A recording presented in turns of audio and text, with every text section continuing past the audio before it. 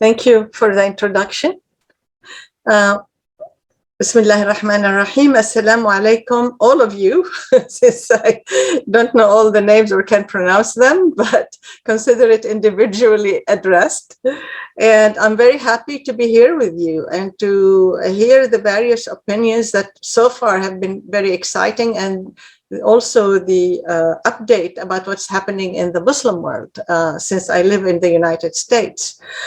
So let me talk to you about my topic, which is from, I was assigned to speak about from a philosophical juristic point of view. So it'll be a little bit academic, and I hope that you will bear with me, because anyway, it's fully based on the Quran and the Hadith and the Islamic tradition. So gender equity is not a modern concept that requires a simple addition to Islamic jurisprudence, nor does it require a creative reinterpretation of Islamic jurisprudence to admit it into our religion. In fact, it is a basic concept in our fundamental Islamic sources, the Holy Quran and the Sunnah. Now, how we understand Islamic equity is something we'll have to discuss. Now, I will talk a little bit about it, but that's a big part of the research we have to do. Because actually, while we are relying on the Quran and the Sunnah and producing historically a lot of jurisprudence, much of our jurisprudence did not reflect that concept, but rather borrowed from customs, laws, and existing practices. This basic concept of gender equity has been lost in the folds of various cultures over the centuries in Islamic countries, and we are now here to retrieve it. This is the moment when we can ask ourselves, where did we go astray, and come back to the Quran and the Sunnah. We should retrieve it, not only gender equity, but we should retrieve it along with other important concepts, such as the Shuratic form of government, which was basic in Medina, and which is city of Medina, and which was mentioned in the Quran. And also another concept we need to retrieve is the respect for ikhtilaf, or disagreement, without descending into khilaf, which is conflict. The loss of these concepts is responsible to a great extent for the crisis of the Muslim Ummah we are experiencing today. And we are in a crisis, but it's hopefully a productive crisis that will lead us to a much better future, leading to the second or the next phase of Islamic civilization. In my discussion, I hope you will tolerate the fact that I will have some asides that I feel are important to point out as I go along. But I will start with Surah Al-A'raf.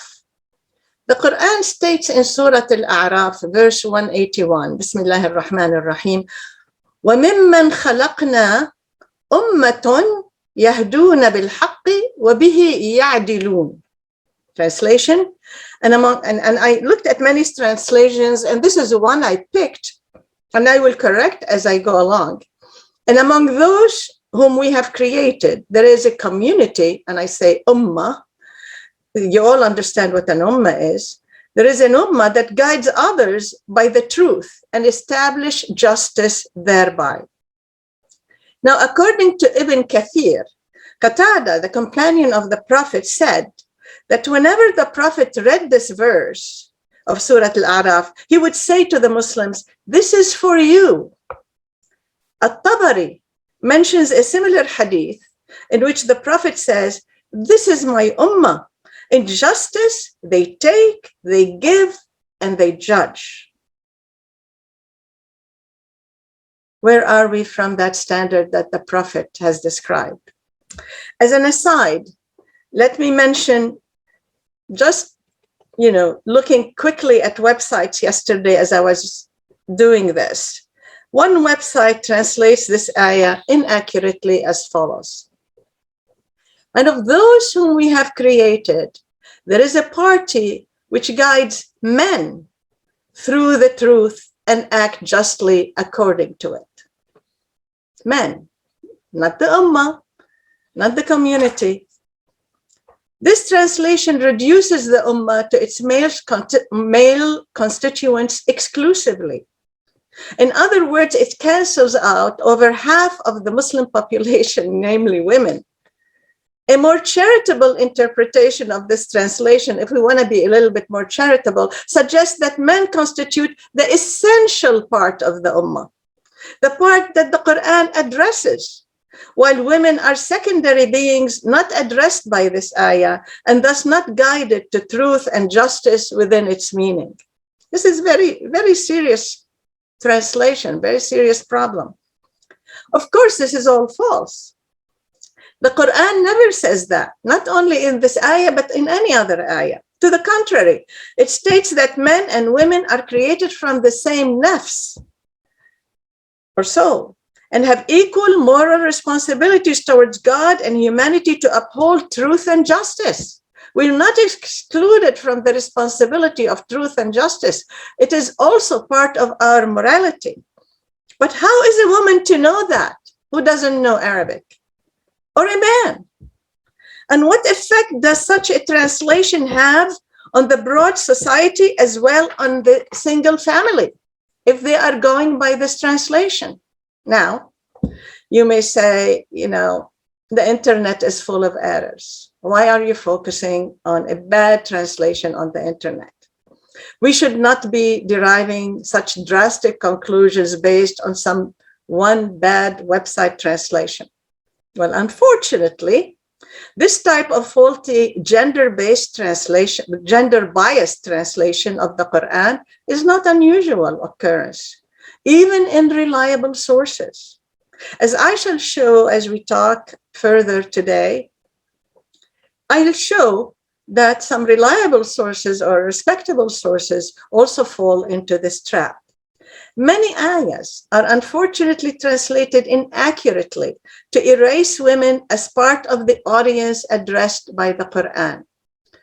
Do you think this is significant? Well, let me tell you, I had a shocking revelation in part of the Arab world, i.e. somebody who knows Arabic very well. I was talking to a learned Muslim professor, a male professor. We were discussing Surah Al-Rahman. And in the middle of discussion, he's told me with a straight face that the whole surah is addressed to men only. I had no idea that in the Quran, there are surahs addressed to men and surahs addressed to everyone. How did he come to that conclusion? I disagree. Let us now go back to Surah Al-A'raf, verse 181, which I read to you at the beginning. To understand the importance of this verse, we need to retrace our steps and start at the beginning. We must ask, what is the most fundamental belief in Islam, without which you cannot be a Muslim? The answer is, of course, Tawheed. Short of this belief, a person cannot be a Muslim. This one God we believe in, the supreme being and creator of the universe, has told us in verse 15-19, that is Surah Al-Hijr, that he has caused to grow on this earth all manners of things in due balance. In due balance. The whole idea of Hisban, Mizan. In Surah Al-Rahman, he tells us in ayahs 6-9, and the heaven he has raised, and he has set the balance, al-mizan, that you transgress not in the balance. Everybody should know their limit.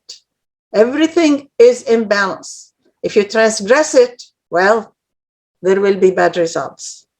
Allow me here, just in passing, another aside. In his translation, the great scholar Muhammad Asad translates the word you, that you transgress not in the balance. He translates it as, O men, do not transgress this balance. Again, it is addressed to the men. Islamic scholar Al-Qurtubi, among others, notes that the Sahabis, Qatada, Mujahid, and As-Sadi, stated that this balance is the balance of the scales of justice. In other words, God created this world and made its organizing principle that balance. In the human sphere, the balance is subject to the human free will and is achieved through justice. In other words, the universe works optimally when its parts, the heavens, the trees, the stars, etc., are all in due balance, al-mizan.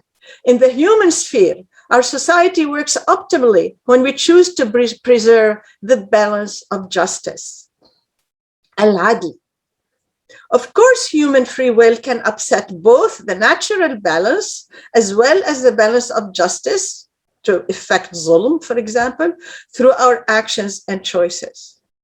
Verse 7 to 8 of Surah Al-Rahman warns us against doing that. The implication is that the result of imbalance and injustice would be disastrous. Oh, by the way, we are already discovering the results of upsetting the natural balance of this world through the climate change, among other things. We have always known as human societies the price we ultimately pay for upsetting the balance of the scales of justice. It takes away stability. It takes away happiness. It takes away a lot of things, humanity. So let us summarize the results of this discussion so far. Several things are now apparent. First, since there is only one God, and he is the supreme being and supreme will, then whatever he ordains to be the law, the sunnah of the universe, is the law, is the sunnah of the universe. There is no other creator whose will can contradict the will of God. The verses quoted here state this very clearly. So second point, it is divine will that there be balance in the universe. It is also his will, God's will, that humans have free will. Human action can advance balance in the universe and justice in the community if it abides by God's guidance. It can also disrupt this due balance and suffer the consequences if it follows what I deduce from the Quran is satanic logic. Third, many men, whether scholars, translators, or average individuals, tend to view the Quran as directed to their gender group alone, that they represent humanity par excellence, and that women are inferior beings who do not have the intellectual and moral power to understand and implement such lofty concepts as due balance of nature or justice on earth. This view is reflected clearly by At-Tabari in his recounting of the creation of Eve for the benefit of Adam. If you read At-Tabari, it says God created Eve because Adam was feeling sad and lonely. And also, she was created from Adam's rib. Fortunately, to make a long story short, I've discussed all this elsewhere in my writing. At-Tabari is quite clear in stating where the story came from, because you know it's not in the Quran. It came, he says, from the biblical book of Genesis. He does not seem to notice that nothing in the Quran supports this biblical story. The Quranic story of creation is slightly different from the biblical one, but extremely significant for gender equity.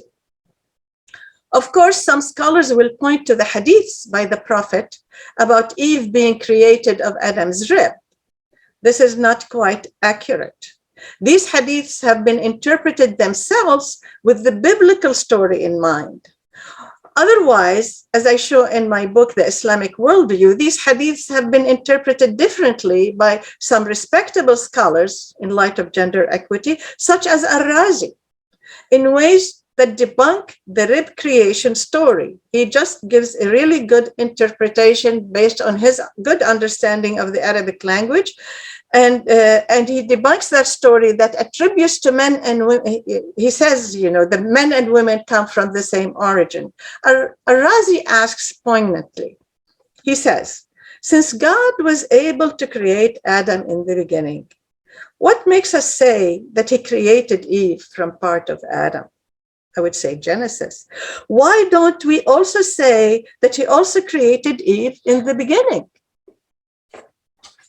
So we need to revisit that story, which also provides for a psychological feeling among women that they are not equal to men in a very fundamental way, despite the fact that the Quran states that we're all created of the same soul. Fourth, the Muslim Ummah cannot be truly virtuous Ummah unless it implements God's fundamental principle that rules this earth, namely justice and due balance.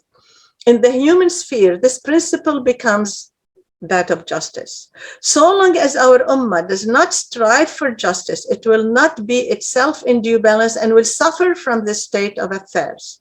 Therefore, we need a serious review of who we are and where we are. Gender equity is not our only shortcoming, but for our purposes today, I will focus on it as an example of the changes we need to contemplate to become better Muslims. Just ask yourself, how many Muslims are following Islamic morality? I mean, this is a serious matter. I think morality is the heart of Islam. How many Muslims practice Islamic morality as opposed to just giving it lip service? So our Prophet taught women. He argued with them, al-mujadila. He sought their advice, as with Salama. Furthermore, numerous women were companions, sahabiyat, of the Prophet. They transmitted his hadith without fault, as Professor Nadavi at Oxford mentioned, and many others mentioned, that while some men transmitted inaccurate hadiths, women were never accused of that. The women even went to battle with him. Given these facts, it is sad that we now feel the pressure to give women their due for the wrong reasons. Many Muslim individuals and even countries are feeling the pressure, not because they are awakening to our errors and shortcomings in understanding and applying our religious moral principles in our daily life. Rather, they're feeling it because the world around us has changed and produced an enticing women's rights movement in a secularly driven international arena, and we're trying to catch up. This Western white middle-class women's movement, and it's acknowledged in the 60s that's what it was, preached formal gender equality, or call it mechanical equality, as the epitome of justice, and waged legal battles to achieve its goals. But its vision was limited by its origins. As years passed, it became clear, at least to some leading Western feminists, that the formal concept of formal gender equality often missed important social realities. As such, it did not guarantee true equality.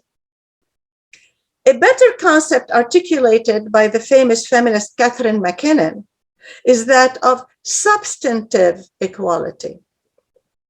This concept takes into account, in the case of gender, the fact that while men and women may appear facially equal in certain situations, they can be substantively unequal in different circumstances. Therefore, relying on formal equality to achieve gender justice in society often results in failure. This is often the case because of the existence of a gendered hierarchy in society. So while the situation of a man and a woman may seem facially the same, substantively in the context of this social hierarchy, they are not. The law needs to take such facts into consideration to achieve justice. I believe that Professor MacKinnon's insight is critically important for a just society. Yet our Muslim feminists, those who call themselves Muslim feminists, continue demanding formal equality instead of substantive one. Furthermore, the form substantive equality takes in particular cases depends on the social culture in which the case arises. In other words, we cannot take Professor MacKinnon's analysis of substantive equality within her own culture and apply it mechanically to all societies. The problems of substantive inequality may differ significantly among cultures, and so would the solutions and the results. This fact means two important things. First, the West should stop acting as if its culture represents a universal culture, as opposed to a particular culture that has certain historical roots in European history. That is becoming very evident in the latest developments in the United States, as you might know. Non-European cultures have roots that are centuries older. But while these cultures also need to critically examine themselves, they must do this on their own and from the inside out. At the same time, they can learn from the experience of other cultures. Of course they can. That's the interchange of civilizations. That is even mentioned in the Quran, لِتَعَارَفُوا. Second, Muslims place Quranic values and guidance above culture. You cannot be a Muslim and say, I will do away with a couple of Islamic Quranic rules or laws because my culture is against it. You cannot be a Muslim that way. Despite this fact, cultures have often polluted our perspective of the clear Quranic message, especially in the case of gender. Culture always finds its way to come back and pollute our understanding of the Quran, of the Sunnah, and of our reasoning. I'll give you one example. Honor killing. Honor killing flies in the face of Quranic verses such as that about the mula'ana between husband and wife. Look at Surah An-Nur, 6 through 10. Mula'ana is a particular judicial process that is resorted to in cases where a husband accuses his wife of infidelity or more. The husband must repeat an oath before the judge 4 times, stating that he is telling the truth, and then take a 5th oath that God may curse him if he is lying. Now, here's where, by the way, gender equality shows. Look at the other half of the solution. The process then moves to the wife. She must repeat an oath 4 times, just like her husband, and say he is lying. And then the 5th oath that may God's anger fall upon her if her husband was telling the truth. So the word of each is taken equally by the judge. After these oaths are taken, the court divorces the spouses with finality, talaq ba'in, and each spouse goes his or her own way, alive. Where did honor killing come from? Except cultures.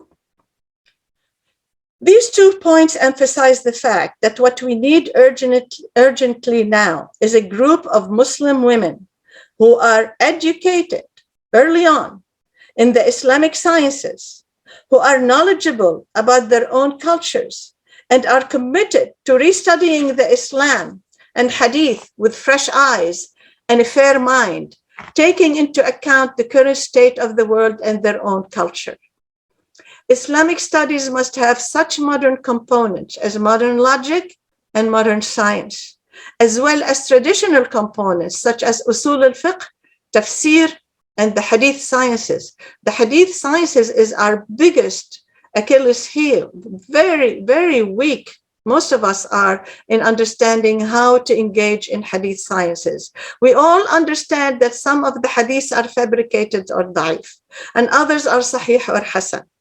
But the hadith sciences are much more sophisticated than the simple classification suggests. And actually, the more I study Islamic jurisprudence and tafsir and so on, the more I realize how our ancestors were truly sophisticated in their thinking. We really need to learn these sciences in depth so that we can follow the logic of our predecessors and be able to properly examine and evaluate a hadith or criticize their work. It is a very serious matter to dispense with the hadith without proper foundations. Colonialism and more recently cultural universalism have deprived us from the foundations we need to authentically contribute to a real revival of Islamic sciences, especially jurisprudence. The problem does not afflict women alone. It also afflicts men And we need to solve it by our own determination to recover and reclaim our own history, religion, and civilization. To reach our goal, women scholars may be supported by fair-minded male scholars who do not regard them as either morally or intellectually inferior. In fact, how could any fair Muslim hold such a view of women when many of our major imams, such as Imam Shafi'i, studied under women? Short of this solution, which is rooted in the prophetic tradition of educating both genders, we shall continue having some of our best educated, spirited Muslim women continue to write their dissertations on Islam in the US under the supervision or articles subject to approval by Orientalists and Neo-Orientalists, or even Islamophobic advisors and institutions bent on distorting the spirit of this religion. After all, Islamophobia is not in our minds. It is real, alive and well. This is one reason the new American administration nominated a Muslim as ambassador at large for international religious freedom, and also nominated a special envoy to combat global Islamophobia. This is a good start, but we also need to start at home, each one of us, and for me in the US. Let me end with some jurisprudential observations and comments about matters I wrote about years ago, but seem to continue presenting challenges to some. And in discussing them, I bring back what I already talked about in the first part of the paper, and I apply it in certain ways. First, the concept of the wali of a woman in marriage continues to be a problematic concept for many Muslim women. They point to the abuse of this requirement by fathers in these bad times and the lack of equality with the male in this matter. For this and other reasons, many women view the requirement of wali as oppressive and insulting. In Morocco, the committee studying proposed changes in the Moroccan Mudawwana, the family law, split on this issue. Some members wanted to do away with this requirement because they argued it has, among other things, reflected badly on Islam in international arenas and made it appear as a patriarchal religion. Well, this is, for me, not the best reason to be changing Islamic laws. Other members of the, maybe they had other better reasons, but these are the reasons that I saw reported, so I'm just telling you about them. Other members of the committee called to the return to the Maliki jurisprudence that requires a wali and argued that this concept does not involve any insult to women. The committee compromised by requiring a legal representative, that's a new concept, for the woman at marriage without requiring him to be the father or one of the members of the bride's family specified by Muslim jurists as permitted to replace the father in his absence, like the grandfather or brother.